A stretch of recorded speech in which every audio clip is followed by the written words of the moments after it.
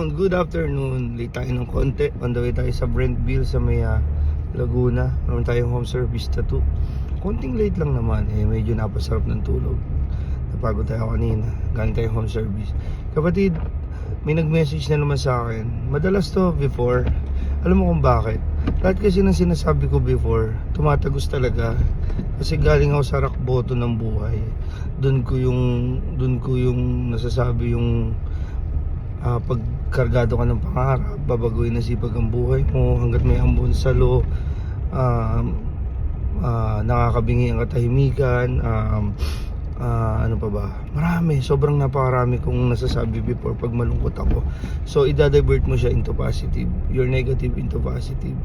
So siguro lately sabaw-sabaw na yung mga napopost ko kasi nasa masayang moment na ako ng buhay na-enjoy ko na, kumbaga nalagpasan ko na siya. Nagkakaroon ka ng anxiety, depression pagka feeling mo hinang-hina ka, feeling mo walang-wala ka, feeling mo lubog na lubog ka, feeling mo napabayaan ka ng mundo, pinagkaitan. Pero tayo kasi ang gagawa ng mga negative at positive ng buhay natin. Pwede kang magkasakit pag over ka naman sa pagod. Pwede kang magkasakit pagka over ka sa pag-iisip. Lahat ng over masama. Pero lagi mong tatandaan, pag nasa rock bottom ka na ng buhay mo, wala nang magagawa yan kundi paangat. Hindi naman sukdulan ng lalim, babagsak ka pa rin. Kamatayan na yun. Hanggat buhay ka, lumaban ka. Lagi nga sinasabi, dumaan ang pandemic, pero iyan ka, matibay ka, buhay ka. Ngayon ka pa susuko, diba? Kaya mo yan. Huwag mo lang kalimutan kung saan ka magaling. Lahat tayo may angking galing. Hindi lang natin alam kung paano sisimulan. Always starts now. Ano kung mahirap? Ano kung feeling mo hindi mo kaya? Ano kung mali ka? Ganun talaga Kailangan mo magkamali para maitama. May mga taong darating sa buhay mo na magbibigay sa'yo ng mga positibong enerhiya gaya ng ginagawa ko.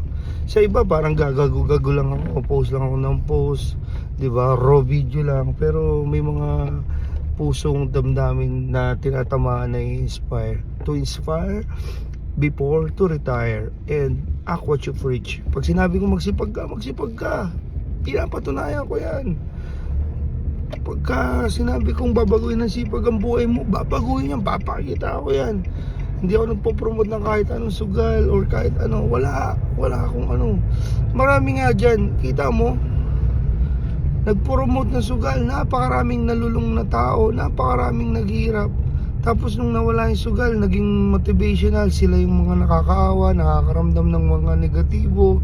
Kala mo pinagkaitan ng mundo. Pero putang ina, nasan kayo nung panahong masagana yung pagbagsak ng bunga na halos marami nang natatamaan, namamatay, umiiyak, nasisirang pamilya. Diba? Napaka-unfair naman. Nung nasa kasagsagan kayo, okay sa inyo. Nung wala na, parang feeling nyo aping-api kayo. Yung mga iba naman, yun pa yung tinutulungan kaysa yung mga taong di ba?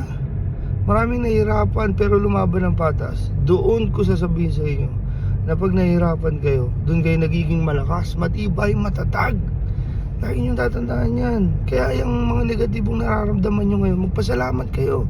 Kasi pampatibay yan. Diba? Pag nga marami kang problema, favorite ka ni Lord Bakit? Gusto ka niyang ma-enhance na ma-enhance. You'll always be better than yesterday. Diba? Kaya mo yan. Ako, napapagod ako. Paulit-ulit. Pero pasarap ng pasarap. Napakahirap ng proseso. Pero napakasarap ng resulta. Lagi mong tatandaan yan. Happy Friday. May nalulungkot lang ako sa'yo. Nag-message sa akin na nakakataba ng puso. Na yung mga natitisod natin damdamin, di ba? Before for food trip ako, mukbang, maraming mga nasa ospital na walang gana, nagkagana kasi food trip. May mga tao naman na bagong nanood sa'yo, sasabihin sa'yo, puro kain to, malatuba to, sarap lumahamon itong hayop na to. Hindi nyo alam yung pinagdaanan, di ba? Nandun kayo sa resulta, pero sa proseso wala kayo, di ba? Ganun lang yan. So, laban lang labanan mo lang yan. Ayaw mo ng problema, ayaw mo ng hirap. Ano ka, gold? Kaya mo yan.